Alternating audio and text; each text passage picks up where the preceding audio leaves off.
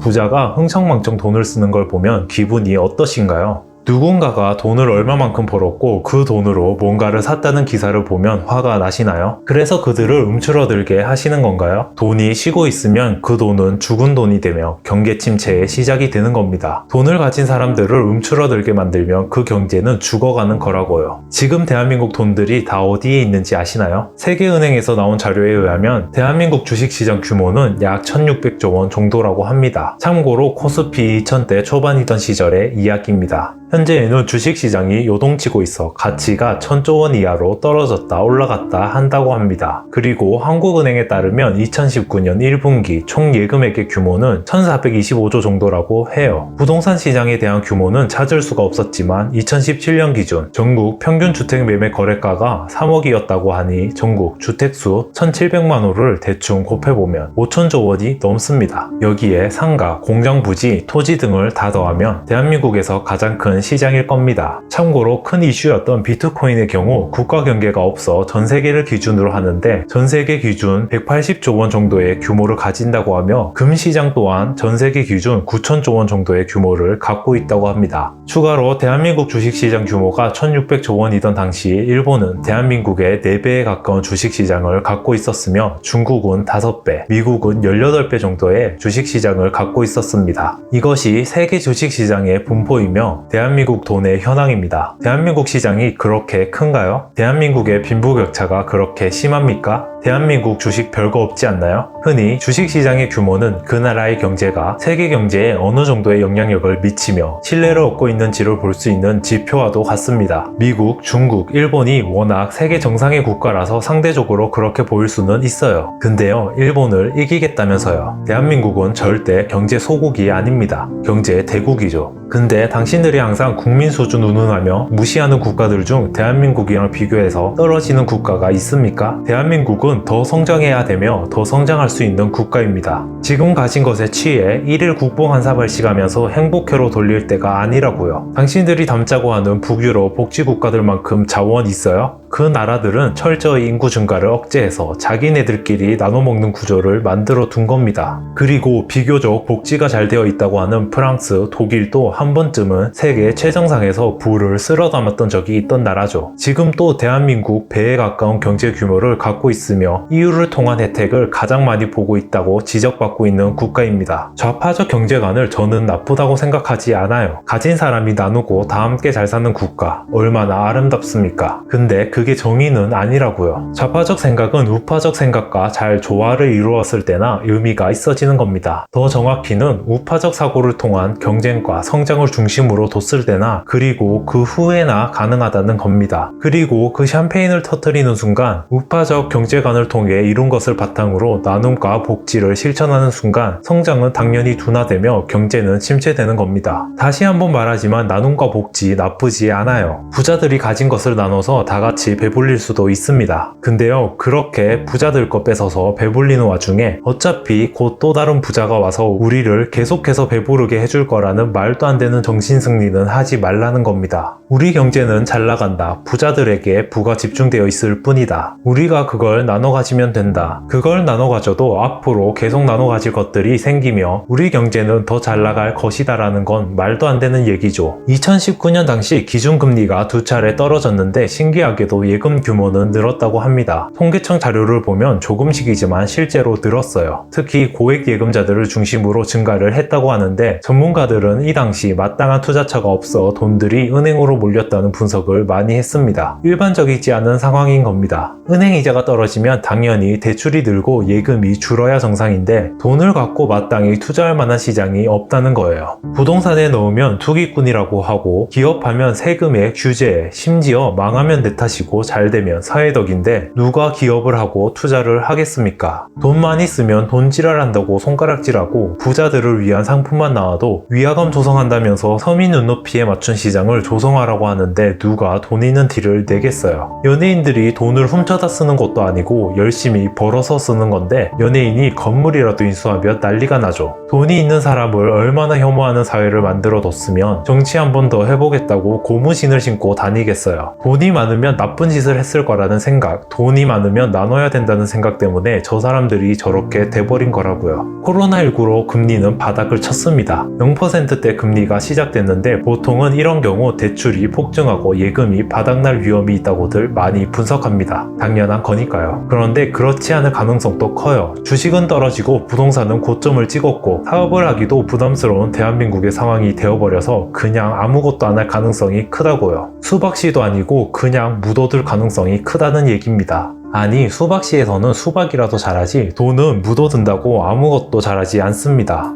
그리고 기부보다는 재벌이 돈을 흥청망청 쓰는 게 더 보기 좋지 않나요? 정당한 대가와 교환을 한 건데 그냥 기부받는 것보다 좋은 거 아닌가요? 저는 잘 사는 사람이 본인의 안견한테 수천만 원씩 드린다는 기사를 보면 오, 저런 시장도 있네라는 생각을 하지 개만도 못한 내 인생이라면서 자존심 상해하지 않습니다. 국가가 부자들 돈 뺏어서 대신 시장에 뿌리게 되면 부자는 당연히 자신이 가진 것들을 숨기기 시작할 겁니다. 당연한 거예요. 당신들도 라면 뺏어 먹는 동생이 있으면 몰래 끓여 먹을 거잖아요. 대한민국은 아직 성장이 부족하며 지금까지 이룬 것을 당장에 나누기에도 그다지 개인들에게 많은 것들이 돌아가지 않을 겁니다. 부자들을 경계해서 부자들이 움츠러들게 되면 그 움츠러든 경제는 우리 같은 서민들이, 보통의 국민들이 굴려야 되는 겁니다. 지금 주식시장처럼요.